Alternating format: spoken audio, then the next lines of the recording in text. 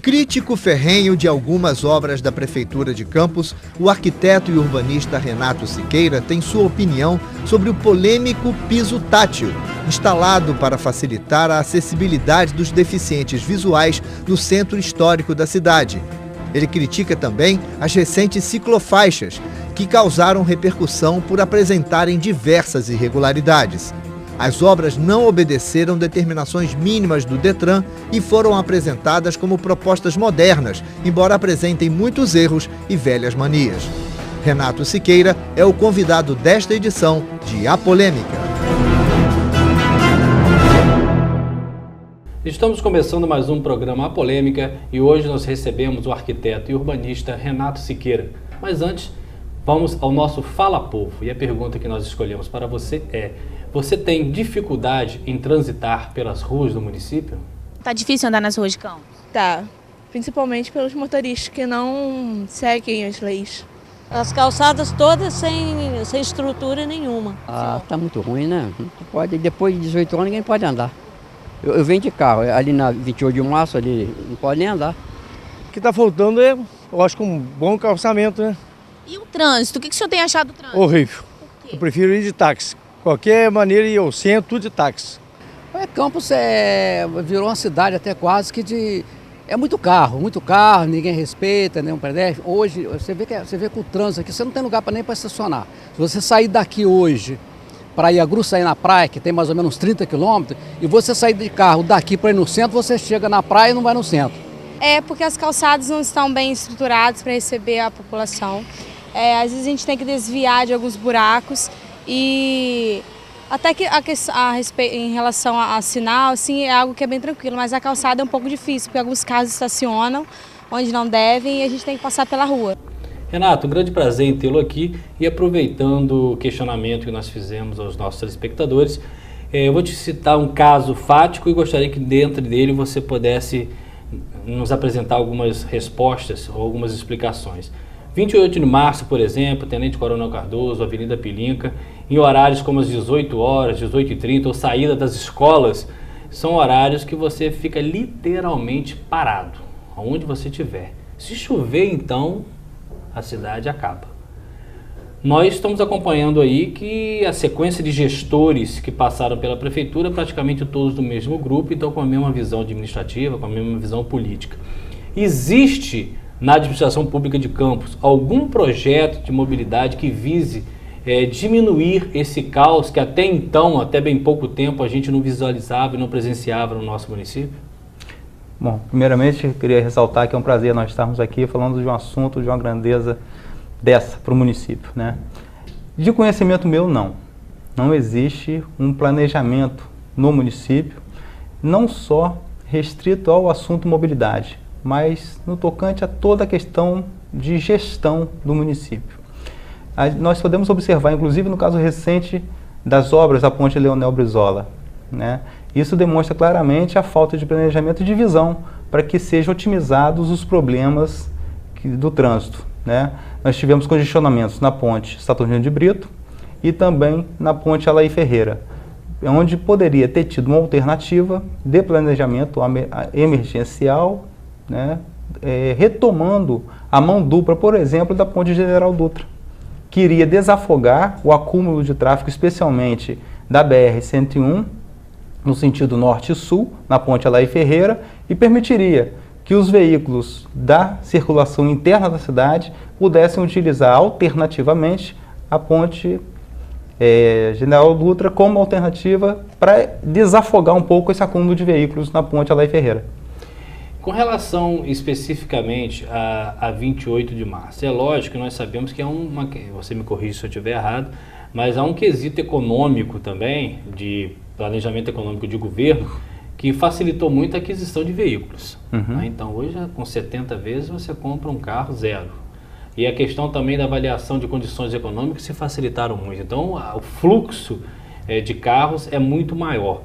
Mas, por exemplo, já não passou da hora de alguns, principalmente os veículos mais pesados, ônibus e caminhões, circularem por fora da cidade, ou de preferência, quanto mais distante melhor, para facilitar essa circulação dentro? E aproveitando isso, com todo respeito aos carroceiros, por exemplo, quando que nós teremos aí as vias públicas para carro e essas carroças terem lugares específicos para elas? Como é que a gente vai trabalhar com isso?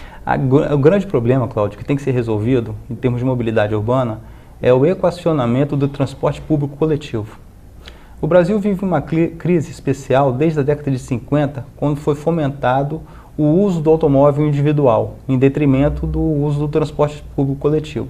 E nós temos, principalmente, a partir das cidades de porte médio, esse agravamento e todos os problemas decorrentes. Tanto é que hoje os problemas de trânsito são considerados também problemas de saúde, com várias implicações com relação à hipertensão, infartos, estresse de um modo geral, causados pelos problemas que o trânsito proporciona. Em Campos, particularmente na questão da Avenida 28 de Março, ela é uma via antiga, né, de um dos primeiros planos, onde, alternativamente, a circulação chamada perimetral, ela passou a vigorar no plano urbanístico de 1944, que, curiosamente, está sendo concluído agora, né, em 2014, como se fosse a grande solução do problema para Campos. Mas isso, nós gostaríamos de ressaltar que isso foi planejado em 1944. Com outra visão, com outra visão, outra situação. Tanto é que o porte, né, do logradouro, né, da caixa de rua de circulação, ele, no meu entendimento, ele é inadequado.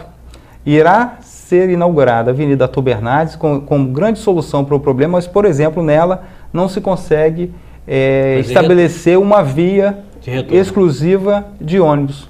O transporte público coletivo. Só que aí você vai matar todo mundo que está ouvindo, ele está assistindo a gente, sabe por quê?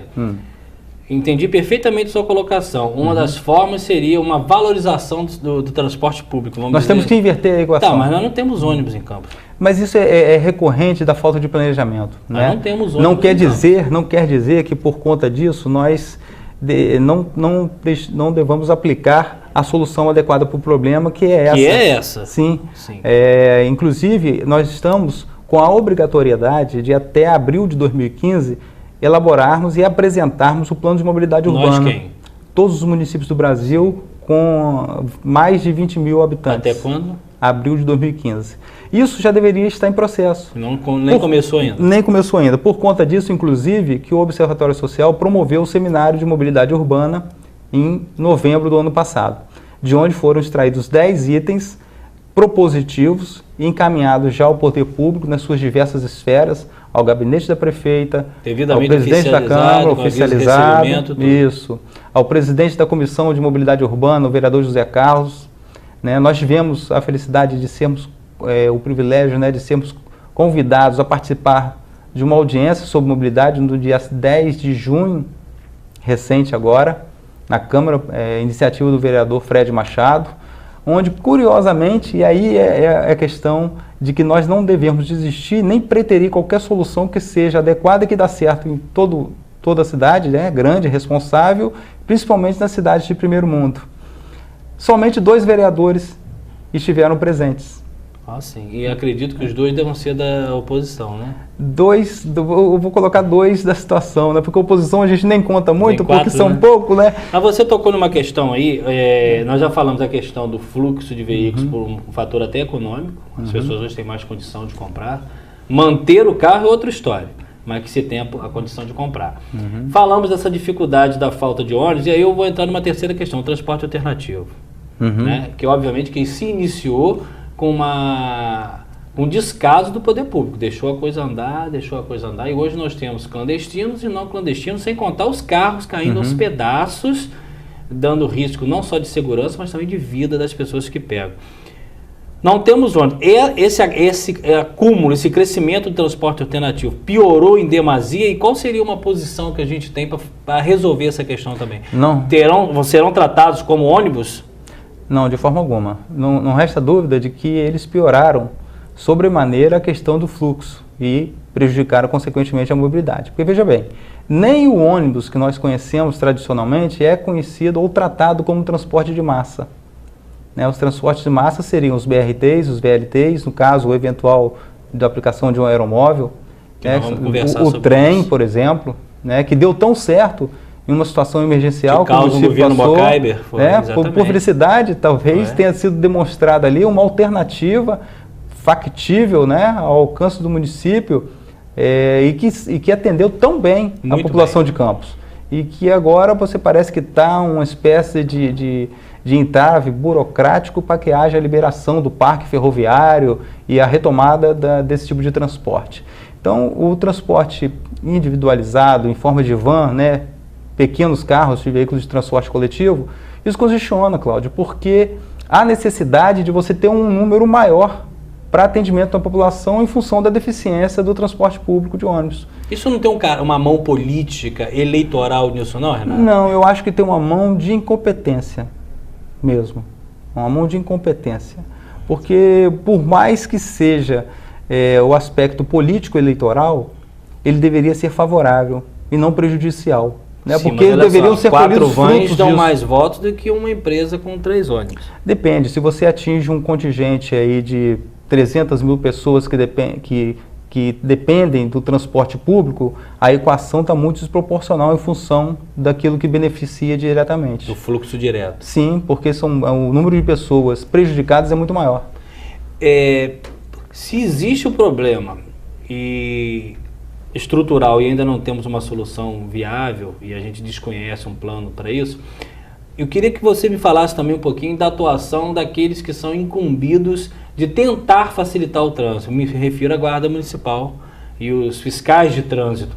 Se você observar ali pela rodoviária Roberto Silveira, aquele trevo do Boulevard, que realmente são 15 quilômetros urbanos de uma norte-sul, essas questões todas.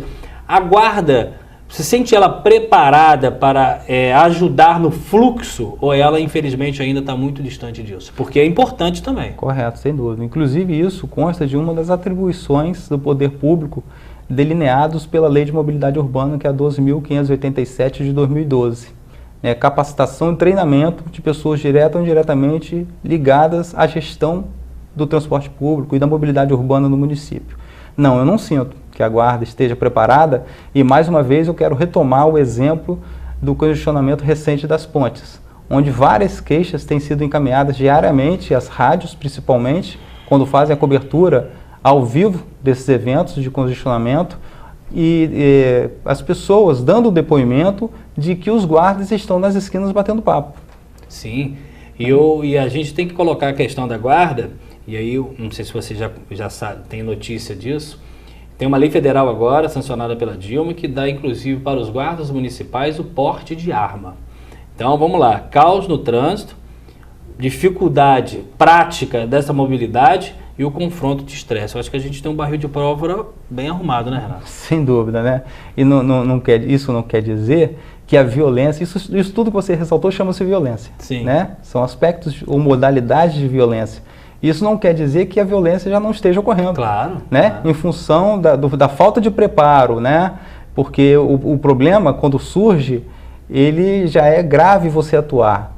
Quando você não tem prevenção, torna-se pior ainda e amplia mais ainda as suas consequências. E se você observar, nesse foco da segurança, muitos motoristas, mesmo contrário à lei do Detran, já estão colocando vidros escuros daquele maior que não é permitido por lei. Justamente porque, com medo daquelas motos, porque hoje se fica-se muito mais tempo parado em um engarrafamento do que antes. E se nós percebemos isso, é lógico que a criminalidade também, né, Renato? Correto. E essa questão do automóvel, né, que é o que congestiona mais ainda o transporte individualizado, o Jaime Lerner ele tem uma classificação que é muito sucinta. Ex-prefeito de Curitiba, né? Isso, e o grande planejador mundial, que dá uma ideia muito grande da implicação e do que representa o automóvel. Ele faz um paralelo do automóvel como se fosse aquele bêbado que chega à festa, estraga a festa, né, quer atenção só para si.